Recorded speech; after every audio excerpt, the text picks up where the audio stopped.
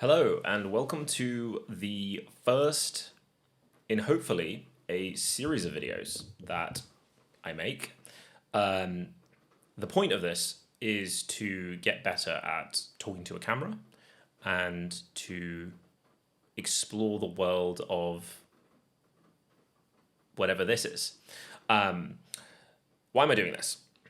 I am doing this because I think I have gotten really, really bad at filming things. And I want to kind of explain. I want to kind of explain what I think is happening and then what I'm planning on doing to get better at it. When I started YouTube, like 13, 14 years ago, what I was doing was new and I had no real ability to judge my quality. So I would make stuff, and let's say my skill level was here and my taste was also here. So I'd make stuff and I thought it was good, so I'd post it. And then over time, as I got more experienced, my taste, like my ability to judge how good something was, increased, which means that that gap gives me an ability to then increase my skill. Because if literally, if you can't taste why something is bad in food, you can't really improve it because you don't know. So, over time, over the last like 15 years of making stuff, 15 years of making stuff, my taste has been pushed up and my skill level has sort of then followed. And then my taste is pushed up, then my skill level has followed. And then my taste is pushed up and then my skill level followed, right?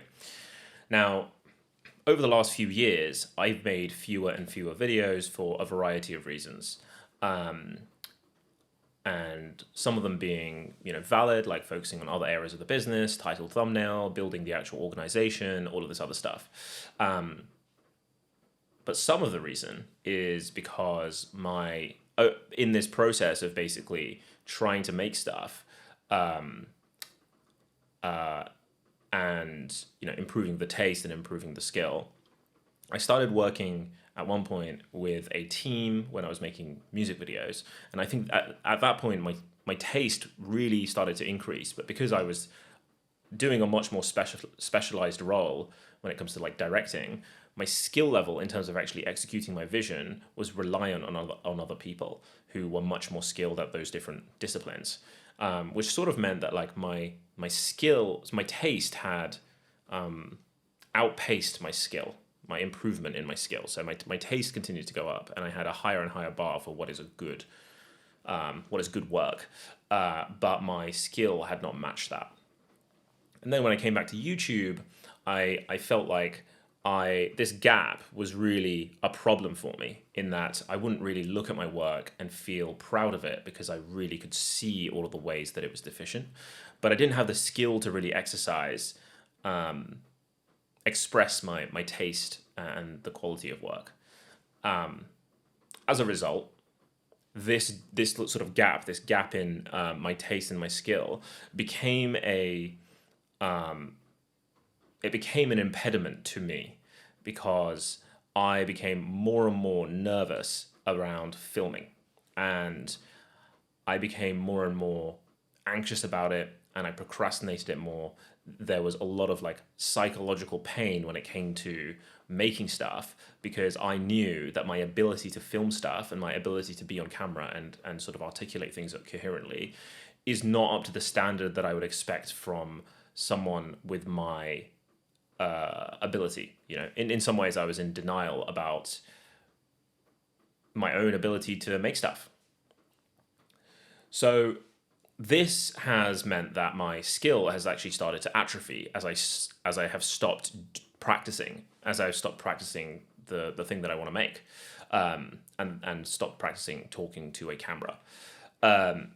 So if my taste is still up here and my skill is atrophying, this gap gets wider and wider and wider, and you get to a point where what you can actually do, your skill, is so much lower than what people expect of you, what you expect of yourself, and also your own taste, your quality threshold. And that has meant that the procrastination around filming has gotten a lot worse, and also filming itself feels like pulling teeth, because I am perpetually, even in the process of filming, I am not hitting the quality bar when I even do film that I expect of myself. So the problem with that is usually when procrastination happens, there's like all of this pain that comes from there's all of this pain that comes from actually procrastinating. But then once you start getting into it, that pain sort of like falls away and you get into a flow state. But because I'm actually so rusty when it comes to filming stuff, that pain never goes away when I start doing it. Like I'm still feeling the pain of procrastination when I'm actually doing the work, because the delta between my skill level that's atrophied and my taste, my quality bar is so big that even while I'm filming stuff, I'm thinking, this isn't good enough. I should stop and I should reevaluate and I should plan some more. But that's also just procrastination. So ultimately, the way to solve this, or the way that I'm planning on solving it, and we'll see. I mean, we'll see if it works. Is I am going to just film stuff. I think what I need to do is I need to sort of redefine what it means to be good at this, in a way that I can succeed at. And for me, that looks like just practicing. Just having more time at bat, basically. So doing the thing every day, I think, is the only way to sort of like restore this balance between my skill level and my taste. And the problem with that was at all times, I've been giving myself a higher bar than where my skill actually is. Like ultimately, I was in denial about how bad things have gone in some ways, right? So no matter how much I would make it easy for me to film,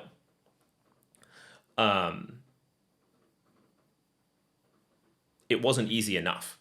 It was never easy enough to just film the thing, because actually my bar was still too high. I still wanted to set up some nice lights. I wanted to set up a camera. I wanted to look presentable. I wanted to have something compelling to tell. There needed to be coherence. I wanted to come across friendly. All of these different things that I think you get better at over time, like come across more charismatic on camera or whatever it was.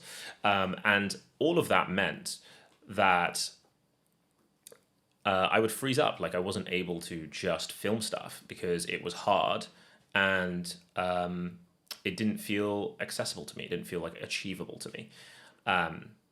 So that's where we come to with this, which is make stuff even if it's bad. Now, I don't know if this is good or compelling or interesting, but the main point of this is that I just need to start making stuff. And when I say making stuff, I actually just mean filming stuff. The whole purpose of this is actually something that Ed Sheeran said in an interview once. When you start making stuff creatively again after a while, you have to sort of imagine it like a rusty tap. Like you open the tap and a bunch of gunk comes out and there's rust, and like slowly it gets clearer and clearer and clearer until it's super clear and you've got this like great piece of creative work. And that is, I think, where I'm at. There's just a bunch of gunk in the pipes, and I think I just need to make stuff. I need to make stuff even if it's bad. And over time, I'm hoping that this sort of like commitment to consistency of output, do the thing every day.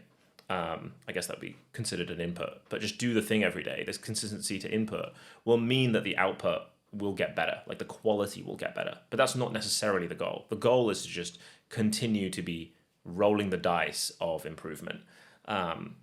And this is that first video. I don't exactly know what I'm going to be talking about in these videos. My idea is that I will just talk about something that I'm thinking about, something that I've learned, or a problem that I'm facing, and just get better at talking about nothing. Over time, I want to get more coherent, and I want to get more compelling. But ultimately, I just want to keep doing it. So the coherence and the compellingness are goals that will come over time. But outside of that, I just want to be able to do this, and I want to be able to do this easily. So that's why we sort of stripped it all the way back. I'm using photo booth and my webcam rather than setting up a camera, which I will do at some point, and setting up lights, which I'll do at some point, and like learning the cinematography and all of that stuff, just relearning all of those skills that I sort of like, I'm kidding myself into thinking that I have to the skill level that I believe that I did at one point.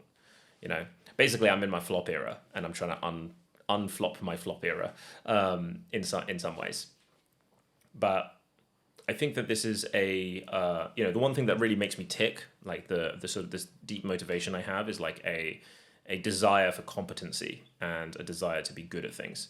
And that's sort of like a self-judged thing. I don't think other people's approval or other people's feedback on whether or not something is good or not is really something that I internalize, unless I believe them. So what I mean by that is if there's a criticism leveled at me, it doesn't really hit me unless I actually also agree with that criticism. So this is actually more about improving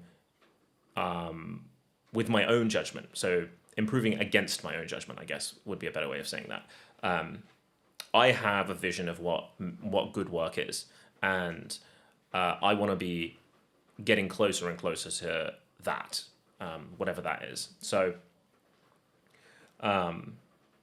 in that process, I will be learning a bunch of things about what it means to make stuff that is good, and sometimes maybe I'll just talk to the camera about things that I have already learned, that I am having conversations about with other people that I think would be helpful to talk about. I don't know if I'm going to be posting these, and I don't know where I'm going to be posting these, but that's not the goal. The goal is to actually just, the goal is to just do this, and the posting part will come. So that's this. That's the first one. You know what? I might post this on KhanStopMe. So maybe that's where this goes. Yeah. Yeah. Great.